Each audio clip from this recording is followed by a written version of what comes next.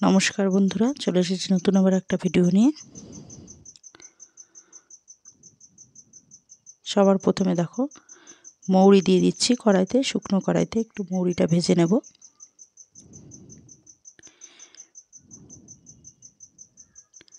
সবাই ভালো আছো আশা করছি, আমরাও ভালো আছি। নতুন বছর সবাইকে শুভকামনা জানাই।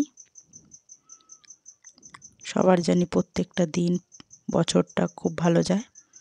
সুস্থ থাকো আর ভালো থাকো। তো আমার মৌরিটা ভাজা প্রায় হয়ে গেছে।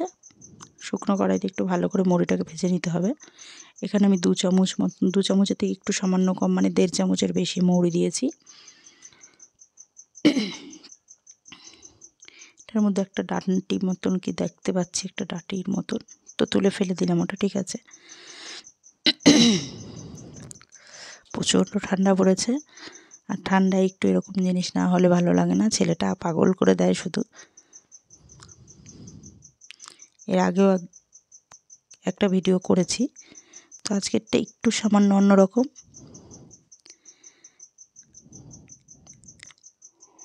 একদম অনুষ্ঠান বাড়ির মতো। দেখো আমার মৌরিটা ভাজা হয়ে গেছে, মৌরিটা তুলে নিয়েছি। এবার ওই কড়াইতেই আমি জল দিয়ে দিচ্ছি।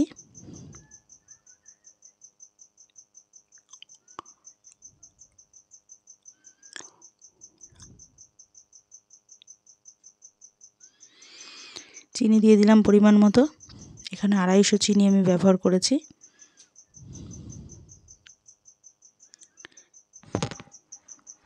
তোমরা কিছুটা হয়তো আন্দাজ করতে পারছো, আজকে আমি ফুড চাটনি বানাতে চলেছি। তো ফুড চাটনির আগেও আমি বানিয়েছি, আমার এই চ্যানেলে আর একটা ভিডিও দেওয়া আছে। আজকেরটা একটু অন্যরকম।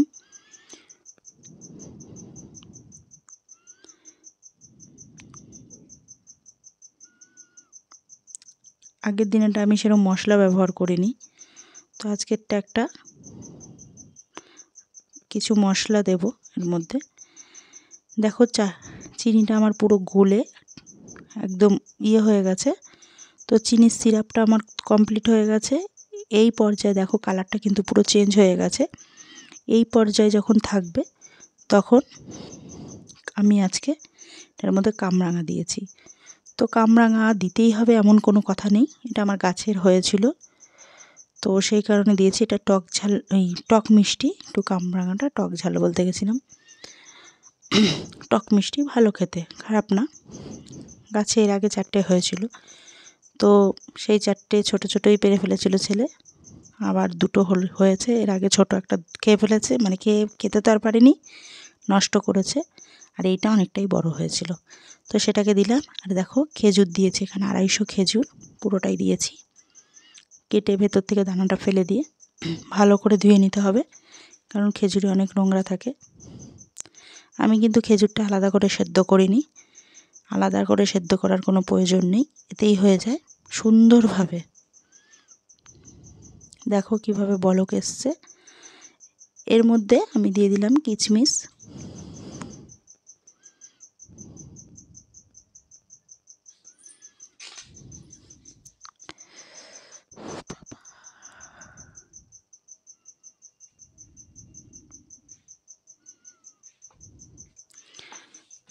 নেড়ে দিলাম। দিয়ে দিচ্ছি কাজু, গোটা কাজুটা আমি একটু ভেঙে নিয়েছি। এখানে কিশমিশ আমি 100 গ্রাম ব্যবহার করেছি। কাজুটা মোটামুটি 30 গ্রামের বেশি হবে ব্যবহার করেছি।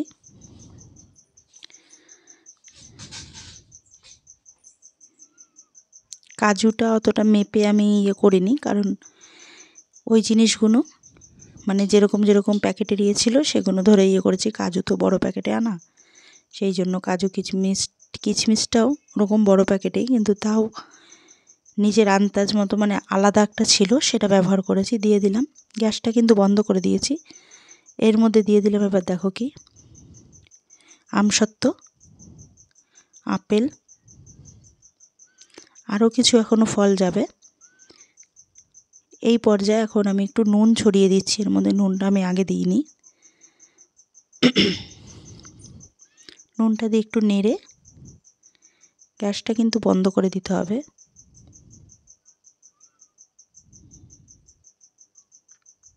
দিয়ে দিলাম বেদানা। ফুড চাটনিতে ভালো মতো না হলে একটু ভালো লাগবে না, তো চেষ্টা করবে মোটামুটি টুকটাক যতটুকু ফুড দেওয়া যায়। একটা গোটা বেদানা আমি ব্যবহার করেছি এর মধ্যে। দিয়ে দিচ্ছি আঙুর, কালো আঙুর। সবুজটা পাওয়া যায়নি, সেই জন্য কালোটা দিলাম।